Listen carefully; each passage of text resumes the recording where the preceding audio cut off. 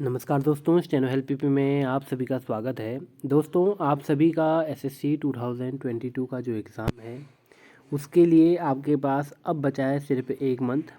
इस पे हम पूरी बात करेंगे कि इसमें क्या हमें किस तरीके से अपनी जो प्लानिंग है उसको सेटअप करना चाहिए, किस तरीके से हम पूरे कोर्स को देखें, क्या ओवरव्यू करें। इस पे हम बात करेंगे अच्छी तरीके से। क्या मॉक्स होने चाहिए, क्या प्रैक्टिस लेना चाहिए, कैसे रिवीजन करें और क्या वीक पॉइंट होने चाहिए, ताकि आपके मार्क्स भी जो हैं वो आपकी कट ऑफ से ऊपर आ सकें। उससे पहले कि आपके जो भी मार्क्स हैं, आप किस तरीके से इसको पूरा प्रोसीजर को फॉलो अप करेंगे, उससे पहले मैं आपको एक हमारे ही पुराने साथी या कहें हमारे पुराने मित्र या हमारे पुराने सब्सक्राइबर या हमारे पुराने स्टूडेंट भागवत शर्मा जी हैं, जिनका 2019 में 167 मार्क्स आए हैं। उनकी जो कमेंट्स हैं रिगार्डिंग इस अपकमिंग 1 मंथ के अंदर आपको कैसे प्रिपरेशन करनी चाहिए, उनकी आवाज़ आपके सामने होगी। वो आपके साथ अपना पूरा एक्सपीरियंस शेयर करेंगे। आप पहले उसे देखिएगा, उसके बाद हम इसकी आगे की वीडियो किस तरीके से हमें क्या करना चाहिए और कैसे उन्होंने करा, कैसे मैसअप करना चाहिए, उस पर हम बात करेंगे। Hello everyone. मेरा नाम भागवत शर्मा है और अ, आज मैं आपको एसएससी स्टेनोग्राफर 2022 का एग्ज़ाम जो अगले मंथ होने वाला है उसमें आपको क्या क्या चीज़ें अभी करना चाहिए और लास्ट 1 मंथ में आपकी स्ट्रेटेजी क्या होनी चाहिए। तो ओवरऑल इसी बात पे मैंने ये वीडियो बनाया हूँ।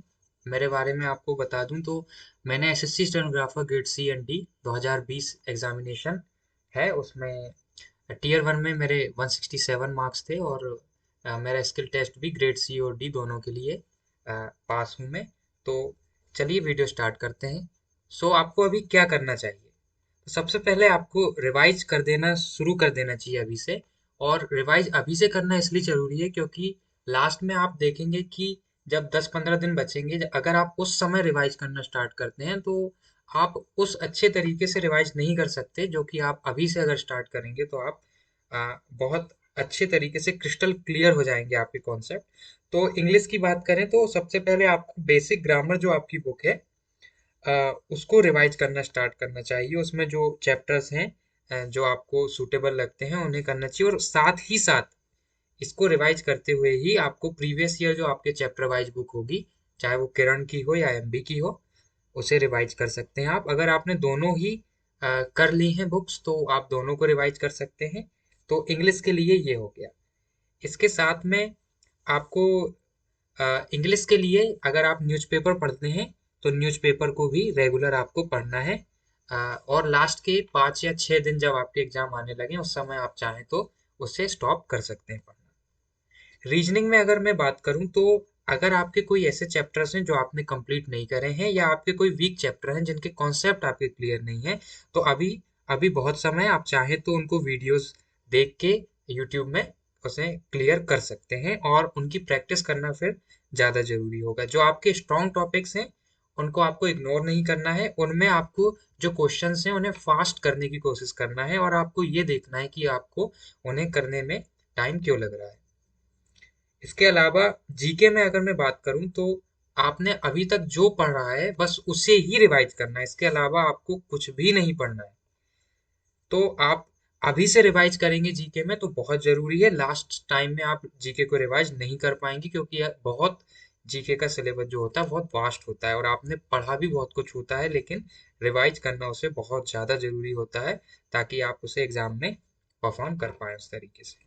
इस समय जीके में अगर मैं बात करूं तो करंट अफेयर आप कर सकते हैं। अगर आपने अभी तक स्टार्ट नहीं करे हैं तो पैनिक मत होइए, अभी भी आप चाहें तो वीडियोस देख के यूट्यूब में उन्हें स्टार्ट कर सकते हैं और 1 साल पुराने आपको करंट अफेयर करने हैं लगभग, यानी 1 साल से लेकर अभी तक के जो पिछला 1 साल है और अभी, सो लगभग 12 मंथ के आपको करने हैं। इसके बाद अगर मैं बात करूं तो ये रिवीजन से संबंधित चीजें करने के बाद जो सबसे मोस्ट इम्पोर्टेंट चीज है जो आपको इस समय करना चाहिए वो है मॉक टेस्ट।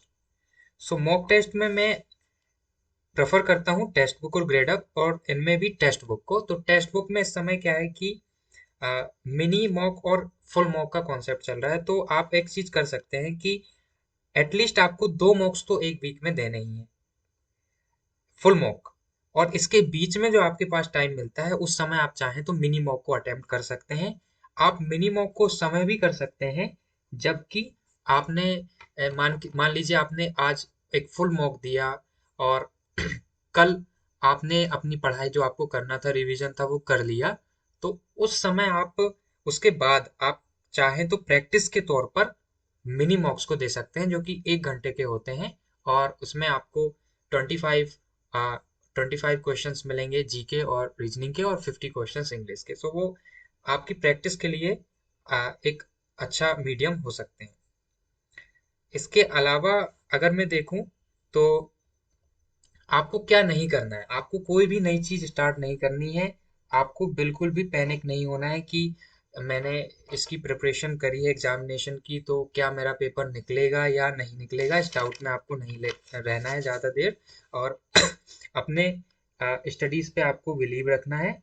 और मेरे हिसाब से अगर आपने इतनी चीज़ें कर ली तो आप आराम से इस एग्जामिनेशन को निकाल लेंगे, और आपका सिलेक्शन अच्छे मार्क्स के साथ और अच्छी पोस्ट में हो जाएगा। साथ ही साथ इस साल बहुत सी वैकेंसीज हैं, तो आप चाहें तो इसी बार अपने ये इस अटेम्प्ट को ही अपना लास्ट अटेम्प्ट मान के दे सकते हैं, और आप एक जॉब सिक्योर कर सकते हैं।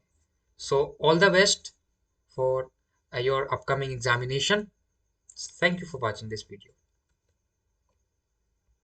तो दोस्तों मैं आशा करता हूँ कि आपने देख लिया होगा, भागवत शर्मा जी को अच्छे से सुन लिया होगा कि किस तरीके से उन्होंने तैयारी करी है और किस तरीके से आपको तैयारी करनी चाहिए। बिल्कुल हमें ये कुछ पॉइंट्स निकल के आ रहे हैं। एक तो मॉक जो है, दूसरा जो आपकी प्रैक्टिस है, तीसरा जो आपका रिवीजन है, चौथा जो वीक पॉइंट है, इन चारों पे हमें अच्छे से पकड़ बनानी है अपकमिंग 1 वीक के अंदर।